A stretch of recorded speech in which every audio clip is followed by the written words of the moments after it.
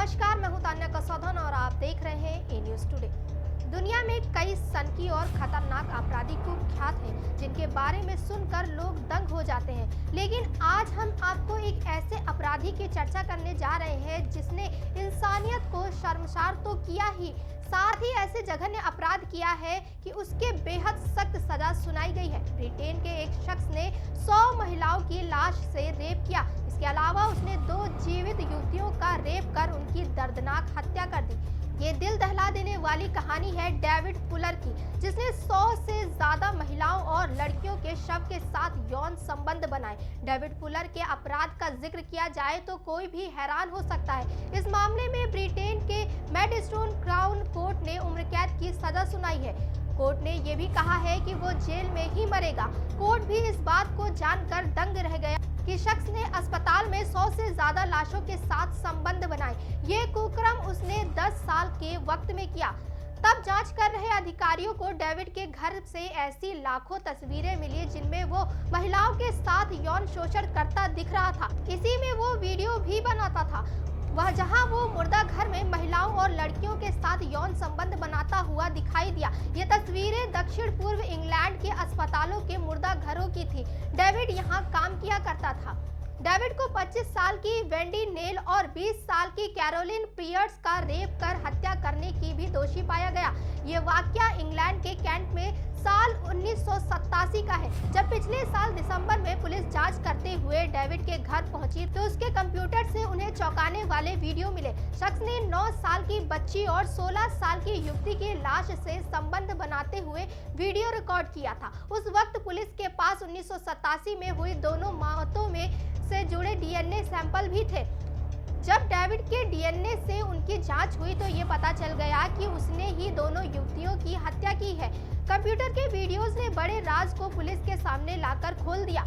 वहीं डेविड के सामानों की छानबीन करने पर पुलिस को उसका आईडी कार्ड भी मिला।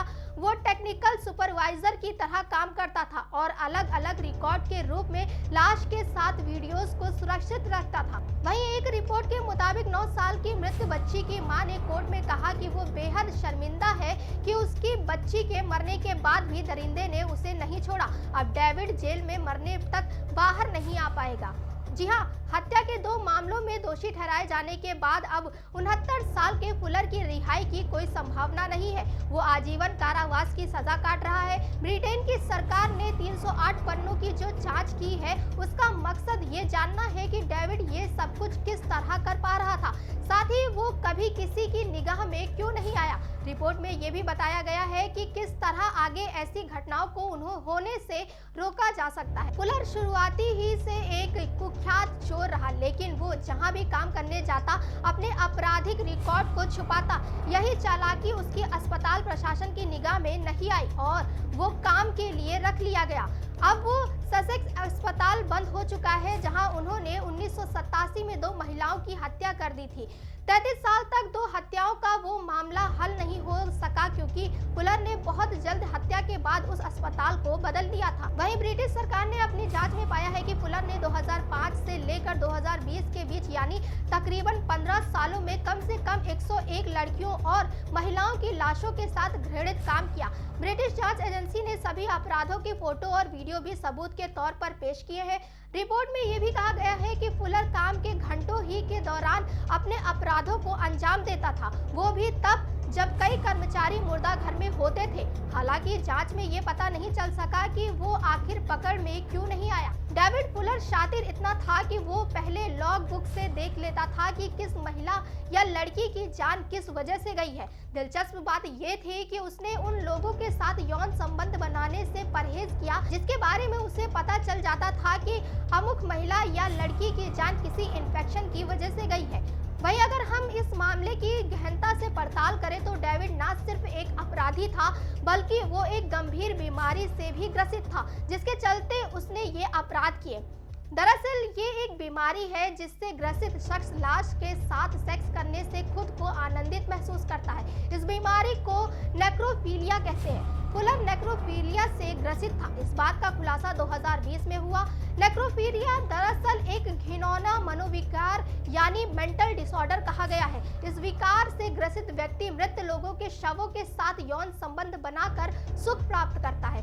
नेक्रोफिलिया शब्द ग्रीक भाषा से लिया गया है, जिसमें नेक्रो का मतलब है शव और फिलिया यानी प्यार। इस प्रकार ग्रीक भाषा में नेक्रोफिलिया का अर्थ होता है मृत लोगों के साथ यौन संबंध बनाकर सुख लेना। पिछले कुछ दिनों में इसके कई मामले सामने आए हैं, जिसमें नेक्रोफिलिया से पीड़ित लोगों ने मृत युवतियों के शव को कब्र से निकालकर उनके साथ यौन संबंध स्थापित किया है। इसी डर से लोग अपनी मृत बेटियों की कब्र पर ताले लगा रहे हैं, ताकि मरने के बाद उनकी बेटी के शरीर की दुर्गति न हो सके। वहीं हम आपको बता दें कि नेक्रोफिलिया बीमारी का पहला मामला 1948 में कैलिफोर्निया में मिला था। इसका मरीज करीब 50 महिलाओं की हत्या करके उनके शव के साथ यौन संबंध बना चुका था। साथ ही मनोचिकित्सक कहते हैं कि नेक्रोफिलिया एक बेहद गंभीर किस्म मानसिक बीमारी कही जा सकती है, क्योंकि इसमें शव के साथ यौन संबंध बनाने की इच्छा में मरीज किसी की हत्या करने से भी गुरेज नहीं करता। यानी अगर किसी मरीज की शव के साथ यौन संबंध बनाने की इच्छा हो रही है और उसे शव ना मिले, तो वो किसी की हत्या करके उसके शव के साथ यौन संबंध बनाने का काम भी कर सकता है। आंकड़े देखने के बाद मनोचिकित्सकों का कहना है कि ये गंभीर बीमारी महिलाओं की अपेक्षा पुरुषों में ज्यादा देखी गई है। वहीं कुछ समय पहले हमारे पड़ोसी मुल्क पाकिस्तान से कुछ ऐसी ही खबर सामने आई थी। जी हाँ, पड़ोसी मुल्क में माता पिता अपनी बेटियों और परिवार की महिलाओं सदस्यों के शवों को बलात्कारियों से बचाने के लिए उनकी कब्रों पर स्टील की सलाखें और ताले लगा रहे हैं। हालांकि इस खबर को बिल्कुल गलत साबित किया गया और लोगों का दावा है कि इसके साथ शेयर की जा रही तस्वीरें पाकिस्तान के किसी शहर की नहीं, बल्कि भारत के हैदराबाद की है। एक रिपोर्ट में बताया गया था कि पाकिस्तान में नेक्रोफिलिया के मामले बढ़ रहे हैं, जहां पुरुष कब्रिस्तान में महिलाओं की कब्रों को खोदकर उनके शव के साथ बलात्कार कर रहे हैं। इसके चलते परिवार के लोग इन कब्रों को लोहे के जाल और ताला लगाकर सुरक्षित कर रहे हैं। रिपोर्ट के साथ एक तस्वीर भी लगाई गई। हालांकि लोगों ने इस खबर को गलत करार देते हुए बताया कि ये तस्वीर भारत के हैदराबाद स्थित एक कब्र की है। अब इस मामले की सच्चाई क्या है, इसका तो कुछ नहीं पता चल सका। वहीं हैरिस सुल्तान, एक पूर्व मुस्लिम नास्तिक कार्यकर्ता और the curse of God why I left Islam पुस्तक के लेखक ने इस तरह के घृण्य कृत्यों के लिए कट्टरपंथी इस्लामवादी विचारधारा को दोषी ठहराया। सुल्तान ने एक ट्वीट किया कि पाकिस्तान ने इतना यौन कुंठित समाज बनाया है कि लोग अब अपनी बेटियों की कब्र पर ताले लगा रहे हैं ताकि उनका बलात्कार ना हो। जब आप बुर्के को बलात्कार से जोड़ते हैं तो वो आपके पीछे पीछे कब्र तक जाता है। वहीं अगर हम इस मामले में भारत की बात करें तो साल 2015 में कर्नाटक के तुमकुरू जिले में एक 21 वर्षीय महिला की हत्या कर दी गई थी और फिर उसके साथ बलात्कार किया गया। मुकदमे के बाद सत्र न्यायालय ने आरोपी को हत्या और बलात्कार के आरोप में दोषी ठहराया। आरोपी ने कर्नाटक उच्च न्यायालय में अपील की, जहां एकल न्यायाधीश ने 2 अपराधों पर उसकी सजा को बरकरार रखा। इसके बाद आरोपी ने एक खंडपीठ के समक्ष अपील की, जिसने हत्या के आरोप को बरकरार रखा, लेकिन उसे बलात्कार के आरोप से मुक्त कर दिया, ये कहते हुए कि उस व्यक्ति ने जो किया वो नेक्रोफिलिया था, जो भारतीय दंड संहिता यानी आईपीसी के किसी भी प्रावधान के तहत अपराध नहीं था। इतना ही नहीं, कर्नाटक उच्च न्यायालय की एक और ठंडी टिप्पणी दिमाग को सुन्न कर देने वाली, लगभग अविश्वास की हद तक पहुंचाने वाली थी। दरअसल न्यायालय ने कहा कि ये हमारे संज्ञान में लाया गया है कि अधिकांश सरकारी और निजी अस्पतालों में जहां शव, विशेष रूप से युवा महिलाओं के शवगृह में रखे जाते हैं, उनकी सुरक्षा के लिए नियुक्त परिचारक शव के साथ यौन संबंध बनाता है। इसके बाद अदालत ने कहा कि अब समय आ गया है कि राज्य सरकार ये सुनिश्चित करे कि ऐसे अपराध ना हो जिससे मृत महिलाओं की गरिमा बनी रहे।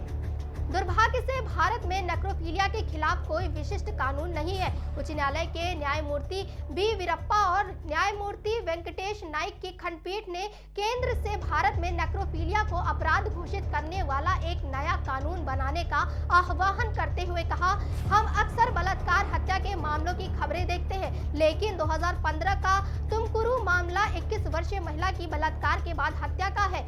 वही ये कोई अकेला मामला नहीं है। भारत में ऐसे बहुत से मामले सामने आए हैं। जैसे पिछले साल अगस्त में असम के उदलगुरी जिले में एक 23 वर्षीय व्यक्ति ने एक नदी पर स्नान कर रही एक महिला पर धावा बोल दिया, उसकी हत्या कर दी और फिर उसके साथ बलात्कार किया। वहीं जून 2020 में कोविड लॉकडाउन के दौरान एक दुकानदार ने 32 वर्षीय एक महिला ग्राहक का गला काट दिया। उसकी हत्या करने के बाद 30 वर्षीय व्यक्ति ने शव के साथ दुष्कर्म किया। वहीं अक्टूबर 2015 में 3 लोगों ने गाजियाबाद जिले में एक 26 वर्षीय महिला के शव को कब्र से खोदकर निकाला और कथित तौर पर शव के साथ सामूहिक बलात्कार किया। नेक्रोफिलिया का उल्लेख 2006 के कुख्यात निठारी सिलसिलेवार बलात्कार और हत्या मामले में भी हुआ था। मनिंदर सिंह पंडेर के नोएडा आवास पर मदद करने वाले सुरेंद्र कोहली ने नाबालिग लड़कियों की हत्या करने और उनकी लाशों के साथ यौन संबंध बनाने की बात स्वीकार की थी। वहीं आईपीसी की धारा 375 और 377 को ध्यान में पढ़ने पर यह स्पष्ट हो जाता है कि एक मृत शरीर को मानव या व्यक्ति नहीं कहा जा सकता। इसलिए धारा 375 या 377 के प्रावधान लागू नहीं होंगे। कितनी हैरान कर देने वाली बात है ना कि हमारे देश में इस तरह के अपराधों पर कोई कानून ही नहीं है। इस तरह के अपराधों पर कोई कानून ही नहीं है। लेकिन इस तरह के अपराधों को नेक्रोफिलिया बीमारी का नाम देकर छोड़ा जाना कहीं ना कहीं अपराधों को और बढ़ावा देता है। इस पर सरकार को विचार करने की जरूरत है, क्योंकि किसी भी तरह से किया गया बलात्कार या शारीरिक शोषण अपराध ही है। आपकी इस पर क्या प्रतिक्रिया है, हमें कमेंट करके जरूर बताएं और देखते रहें ए न्यूज़ टुडे।